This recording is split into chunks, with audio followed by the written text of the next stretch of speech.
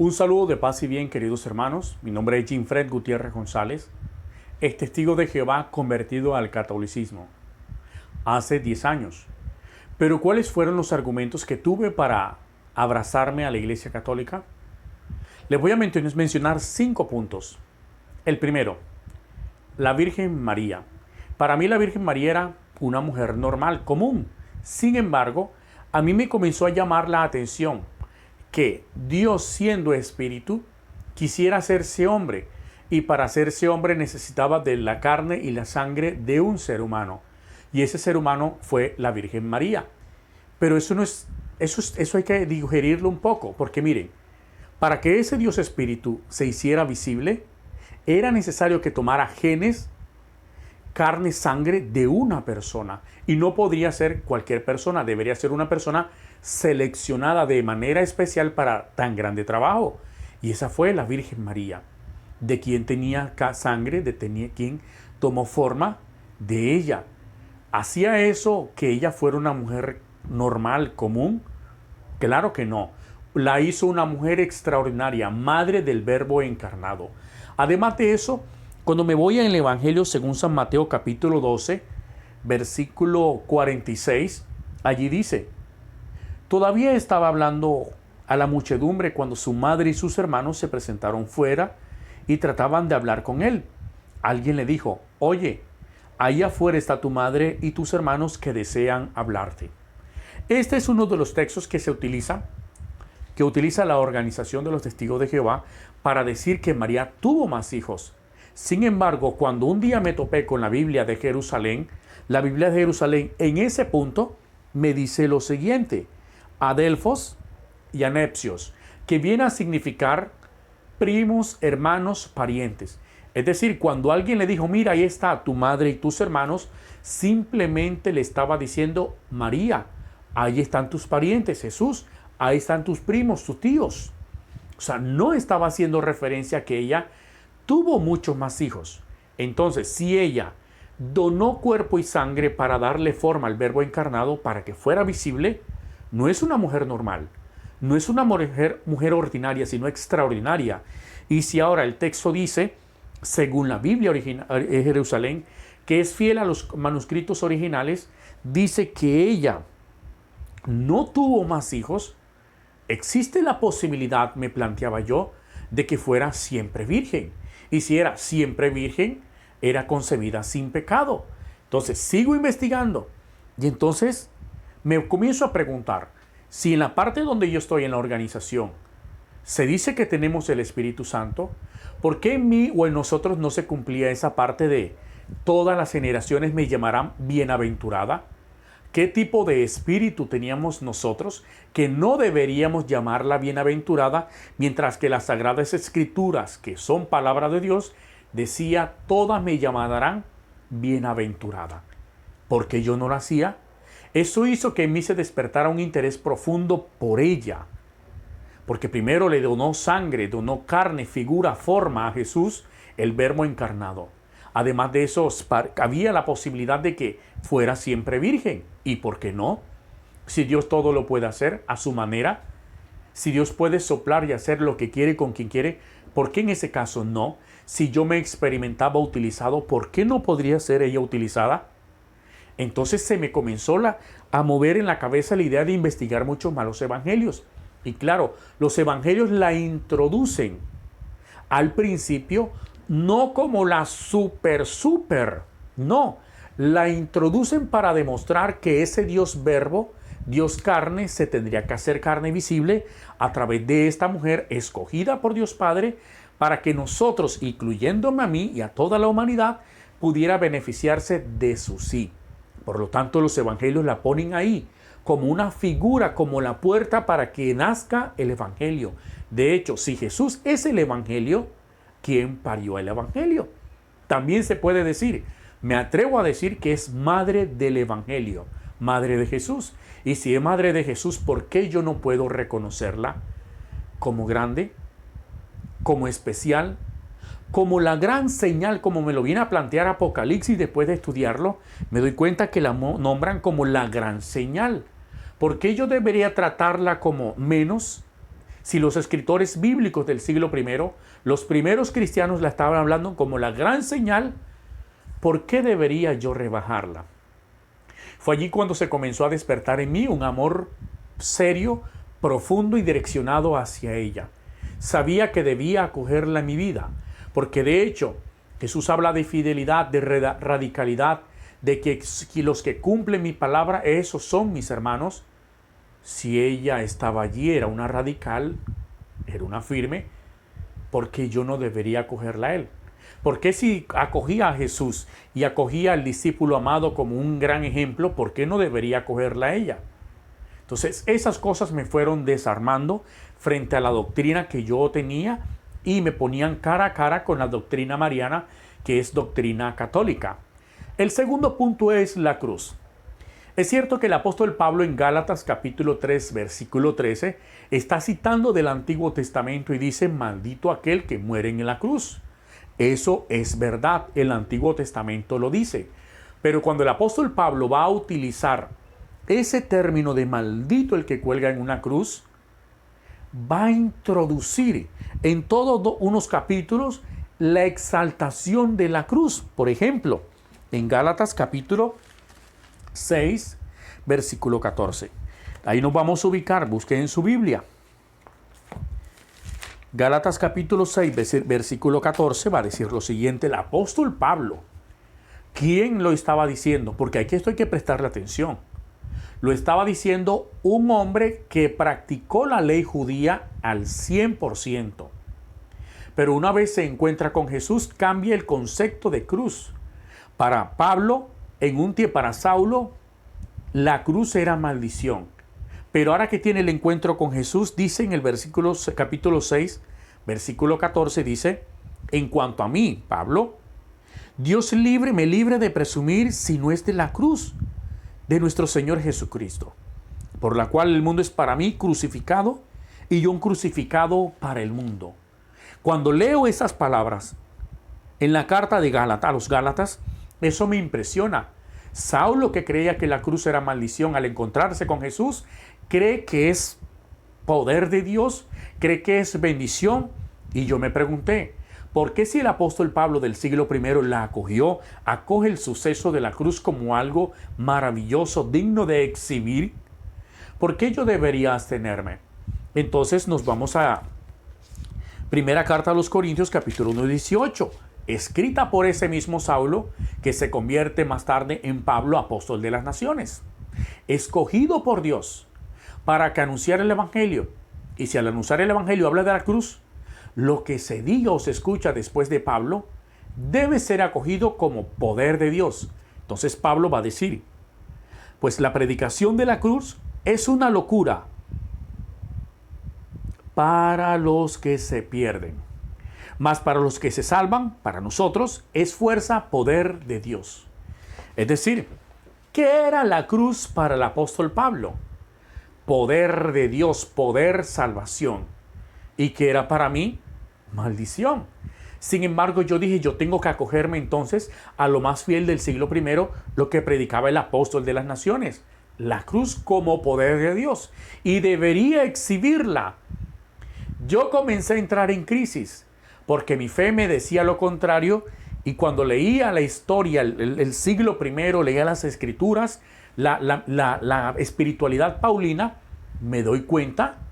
De hecho, Pablo también va a hablar de parido por una mujer para referirse a María, Madre de Dios. Entonces, estaba encontrándome con una crisis frente a la presencia de María, el poder de la cruz, de la que yo no hacía alarde ni acogía, y comencé a desbaratarme. Yo dije, los únicos que aman la Virgen María, la presumen como Madre de Dios, como asunta, como Reina Universal de todo lo creado, como la gran señal, son los católicos. Pero yo no soy católico. Los que presumen de la cruz la exhiben y la tienen en sus templos y la muestran como poder de Dios, los católicos. Pero yo no soy católico. ¿Pero qué me está diciendo la Biblia? Que debería hacerme católico. Entonces sigo investigando porque tenía muchas crisis. Y otra de esas crisis entonces viene a ser lo que va a encontrar en Mateo capítulo 16. Hay una conversación bien profunda. Jesús viene a preguntar, bueno, ¿qué dice la gente? ¿Qué dicen por aquí? ¿Qué dicen por allá? Y entonces le dice a Pedro, a los discípulos, capítulo 16 del Evangelio según San Mateo, pregunta quiénes son y qué va a responder Jesús y qué va a responder Pedro. Capítulo 16, versículo 16. Simón Pedro contestó, tú eres el Cristo, el Hijo del Dios vivo. A esto replicó Jesús, bienaventurado eres, Simón, hijo de Jonás, porque no te ha revelado esto la carne ni la sangre, sino mi Padre que está en los cielos. Yo a mi vez te digo que tú eres Pedro, y que sobre esta piedra edificaré mi iglesia, y las puertas del infierno no prevalecerán contra ella. Y a ti te daré las llaves del reino de los cielos. Lo que ates en la tierra quedará atado en los cielos, y lo que desates en la tierra quedará desatado en los cielos. Palabra del Señor. Esto no es cualquier texto. Estamos hablando de que Jesús está hablando y hace una pregunta y Pedro va a responder y Jesús dice, bárbaro, eso que tú dices no es tuyo. Eso que tú dices te lo reveló mi Padre. Hablemos de revelación. Mucha gente presume de revelaciones personales, privadas. Pero es Jesús quien está, y uno puede poner en duda, no, pero yo no creo que eso sea así. Pero es el mismo Dios Jesús que está diciendo con su boca, eso te lo reveló mi Padre. O sea, eso no es cualquier revelación. Entonces, ¿qué no es cualquier revelación? Que Jesús era el Hijo de Dios, pero que Pedro era el príncipe de los apóstoles. Los testigos de Jehová no reconocen a Pedro como el príncipe de los apóstoles, sino como uno de los apóstoles. Pero Jesús está diciendo no solamente que era el príncipe, sino que sobre él edificaría mi iglesia. Entonces, la iglesia primitiva, la iglesia que Cristo quiso mostrar, era una iglesia que tendría papas y por lo tanto debería tener sucesión apostólica. Y que dice también el mismo Jesús con su boca, en esa conversación tan santa, tan divina, que Pedro como iglesia y toda la iglesia iba a tener fuerza, poder para resistir el infierno, porque dice, las puertas del infierno no prevalecerán contra la iglesia. Es decir, la iglesia primitiva, la iglesia de Cristo, establecida por Cristo, siempre va a ser estremecida, movida, pero no destruida. Y uno de los argumentos que tienen los testigos de Jehová, porque yo lo predicaba y usted puede constatarlo en su doctrina, es que hubo un tiempo de oscuridad donde no se hizo manifestación alguna de Dios, sino hasta 1900 y pico, donde aparece el fundador de los testigos de Jehová. ¿Podía Dios causar esa oscuridad para que tanta alma se perdieran, para causar tanta confusión en sentido espiritual y lejanía hacia Dios? Sería un Dios monstruoso. Pero Jesús aquí está mostrando que la autoridad que le concedía a Pedro y a su iglesia darían fuerza, harían frente al abismo, a la oscuridad. Ahora, no solamente le está dando autoridad al Papa sobre la iglesia, sino que también le dice, lo que ates o lo que desates. ¿A qué se refiere esto? Porque es fundamental eso de atar, desatar. El Espíritu Santo le estaba diciendo a Jesús, y Jesús estaba comunicando en esa conversación tan trinitaria que incluía a Pedro, que iban a tener poder aquí en la tierra para atar y desatar. No estamos hablando de atar un burro, de un animal. Estamos tratando de atar algo que el infierno no podría arrebatar. Es decir, la iglesia primitiva que Jesús estaba planteando era una iglesia que tenía poder sobre el ser, sobre el alma. Y aquí viene la clave. La iglesia católica cree en el alma, mientras que algunas denominaciones no creen en el alma. Por ejemplo, citan Eclesiastés capítulo 9, versículos 5 y 10 para decir que después que uno muere no hay nada, para demostrar que solamente es el cuerpo, no existe el alma. Pero si Jesús plantea de atar y desatar, es para atar y desatar cosas que tienen que ver en el alma. y el alma tiene sentido, tiene facultades. Esto es doctrina católica. Y la doctrina católica dice que el alma puede mancharse o puede estar limpia. Está limpia desde el bautismo, pero se ensucia en la medida que yo comienzo a pecar deliberadamente. Ahora, si no creo en el alma, ¿para qué confesarme? Miren la consecuencia. Si niego la sucesión apostólica, niego la iglesia primitiva. Y si niego la autoridad de la iglesia sobre el abismo, niego que haya alma. Y si niego que haya alma, ¿para qué la confesión? ¿Para qué la absolución? Y resulta que mientras haya confesión y absolución, el alma se le arrancan las oscuridades, las manchas del pecado, y el alma vuelve a quedar resplandeciente. Y va a decir Jesús más adelante en los evangelios: seréis como el sol resplandeciente en el reino de los cielos. ¿Cuándo? Cuando ocurre una confesión, cuando ocurre una conversión, ocurre eso en mi alma. Viene a transformarse en un sol resplandeciente en el reino de los cielos. Ahora, el alma es importante porque el alma es la parte espiritual donde todo se mueve y tiene sentidos, o sea, donde está la historia, las emociones, todo. Y eso hay que limpiarlo, porque Jesús quiere que, va a decir en el Evangelio, solo los limpios de corazón entrarán en el reino de los cielos. Es visible. Los testigos de Jehová dicen que no es visible el reino de los cielos. Y el reino de los cielos tiene tres dimensiones, que Jesús como rey, la iglesia visible, estructurada, y nosotros los fieles. Entonces, esas cosas me fueron llevando a que la iglesia en la que yo estaba no tenía autoridad sobre el infierno, ni se ora por eso. No cree en el alma ni en la sucesión apostólica. Pero ahora que me encuentro con este verso, con este texto trinitario, donde Jesús y el Padre están ahí hablando sobre el poder y la riqueza de la iglesia y la autoridad que se le confiere a Pedro, yo digo, debo comenzar a creer en el alma, debo creer en esa capacidad que tiene Pedro y los que le iban a suceder, en que tienen la capacidad de atar y desatar. ¿Quién me desataría a mí? Me pregunté. Y me sigo preguntando, ¿quién puede desatarme sino uno que ha recibido la autoridad del mismo Jesús? No sé ustedes, pero yo comencé a desear ser desatado y ser atado al poder de esa iglesia que tiene autoridad sobre lo maléfico, sobre lo malo. Y para eso utiliza los sacerdotes. Entonces me di cuenta que esa estructura es necesaria porque requiere de la bendición, absolución, exorcismo, bautismo y sacramentos que tiene la misma iglesia y que confiere al pueblo a través de los sacerdotes.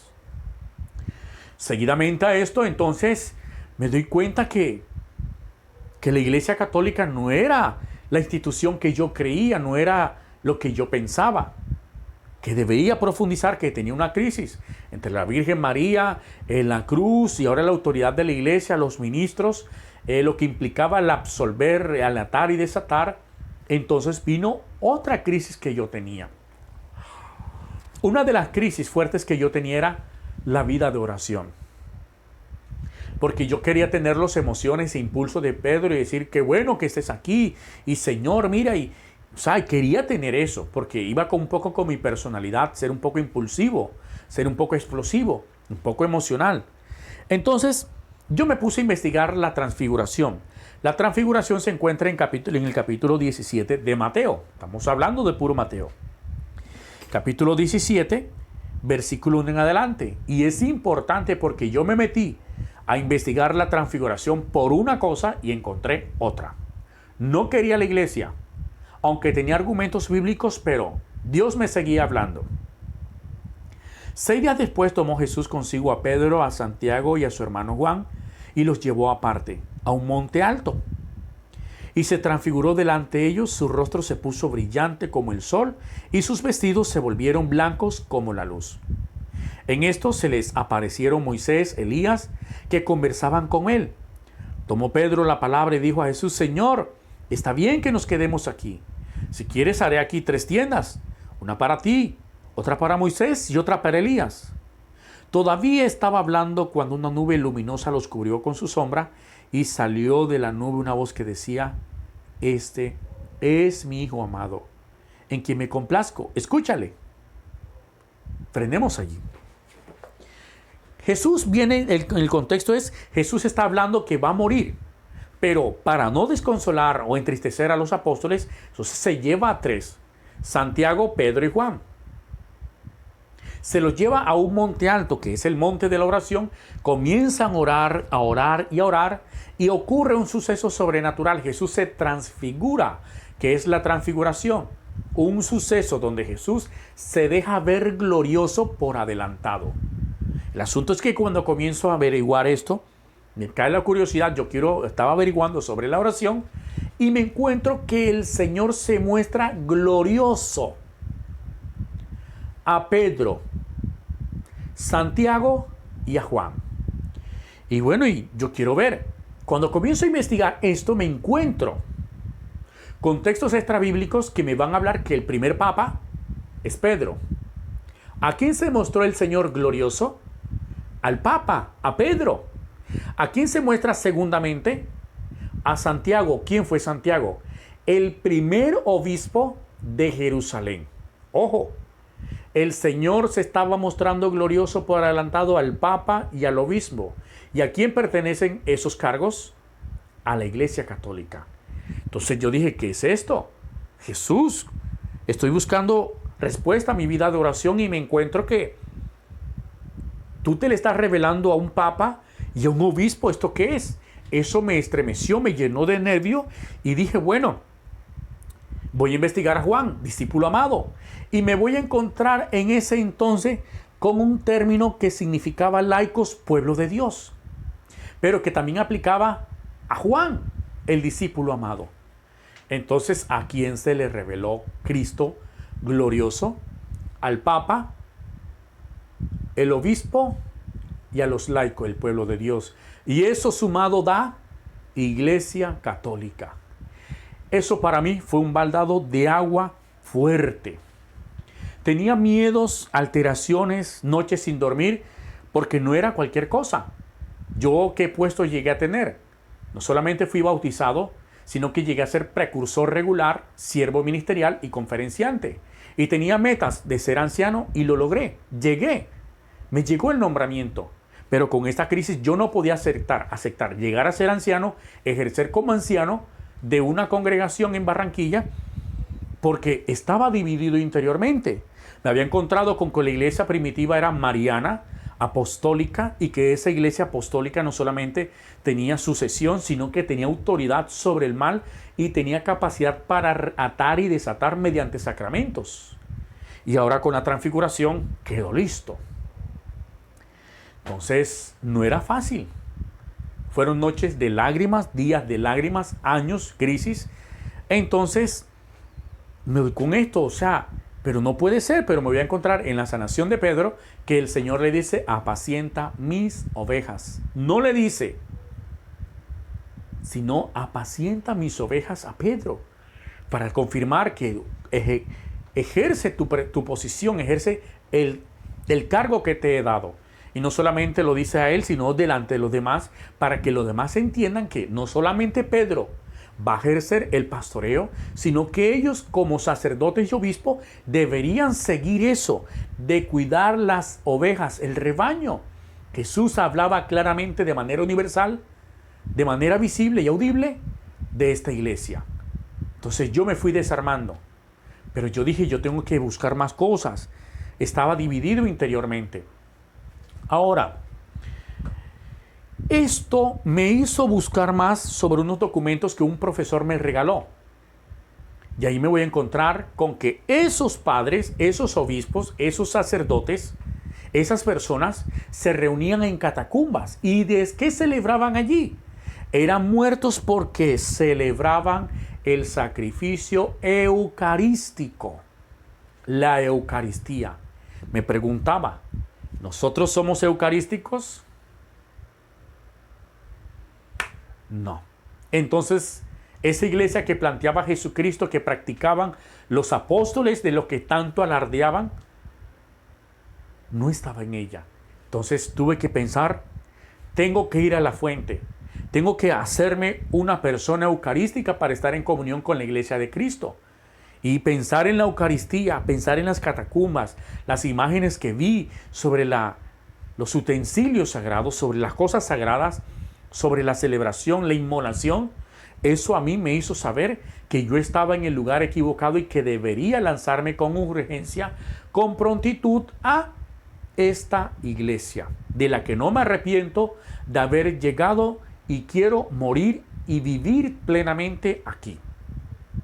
Ahora, tenía una crisis, bueno, está bien, voy a aceptar a la Virgen María, voy a aceptar la cruz como lo que es, voy a portar una cruz, voy a aceptar la autoridad y sucesión apostólica, la fuerza de la iglesia, los sacramentos, pero había algo que no me gustaba mucho, que era el rezo del rosario.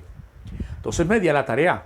Me voy a recordar entonces un texto de que Jesús decía, los verdaderos adoradores me adorarán en espíritu y en verdad.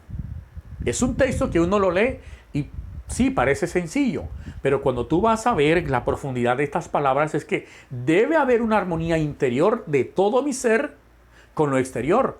Es decir, la oración, adoración que yo vaya a hacer debe ser interior, vida espiritual, donde toda mi inteligencia, mi razón, mi voluntad, mis emociones, mi sexualidad, todo mi ser íntegro debe caerse y arrodillarse y adorar a Dios. ¿Cómo? Jesús va a hablar de la oración. Y una de las controversias que tenía con algunos católicos era que me decían, no, pero yo les decía, pero es que esa repetidera no está mal. Y me decían, pero es que Jesús repetía en el huerto de Getsemaní la misma oración. Entonces con eso yo dije, bueno, si Jesús siendo Dios podía repetir su oración, ¿por qué yo no? ¿Por qué yo no podía hacerlo? O sea, el chacho, no. Si él lo hacía, yo puedo hacerlo. Ahora, como judío, era practicante de un tipo de oración que se hacía de rezos de salmos. Si Jesús repetía salmos, ¿por qué qué perdería yo con hacer una oración repetitiva como el rosario? Dije, vamos a investigar entonces más el rosario. Entonces encuentro que es una oración bíblica. El Padre Nuestro, el Dios te salve María, el Gloria aparece en la Biblia, aparece en el Apocalipsis. Y entonces yo me puse a ver, bueno, ¿este ejercicio qué implica? Implica meditación. Ojo, no es cualquier oración. Yo sabía que para hacer el rosario tenía que utilizar mi memoria para ejercitarla, meditar en los misterios divinos. Por allá va a decir el apóstol Pablo, pónganse la coraza. ¿Qué es la coraza? Meditar fuertemente en los misterios para que aquí Satanás no penetre y desestabilice mis pensamientos con suciedades, impurezas o qué sé yo. O sea, ¿es malo ese tipo de oración entonces? Claro que no. Entonces yo dije, yo puedo hacerlo.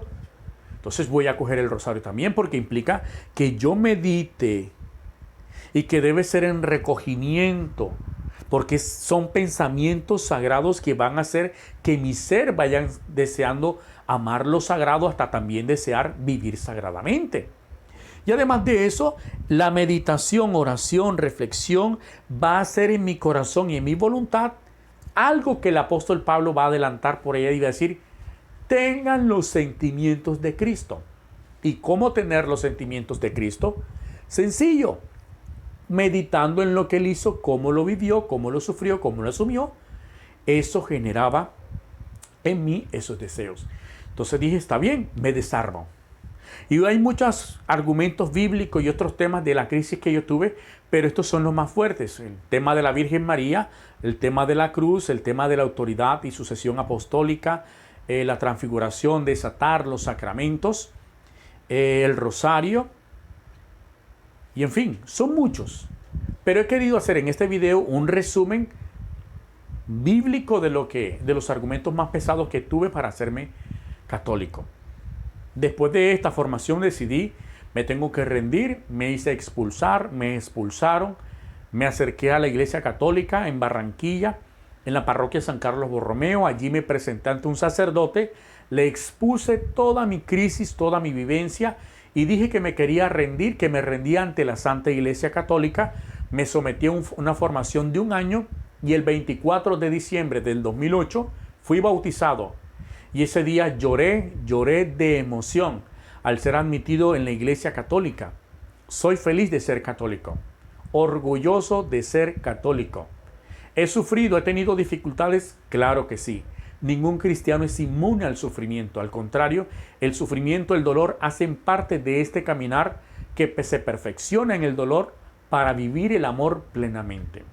Entonces, quiero invitarte a que analices estos argumentos y te preguntes cómo miras a la Virgen María. Si realmente eres mariano. Si has trascendido de tu rezo, de tu oración, meditación, a amarla profundamente. Quiero que te preguntes si realmente la coges como la bienaventurada y te sientes hijo de la bienaventurada. Quiero que mires, si te revises, si portas una cruz, si besas la cruz, si crees que tiene poder sobre el maligno, si crees que es poder de Dios, revísate. También quiero que te revises sobre el atar y desatar. ¿Crees en el Papa, los obispos, los sacerdotes? ¿Crees en la fuerza y poder de los sacramentos en el alma? ¿Y la capacidad que tienen para hacer retroceder al maligno y sus demonios?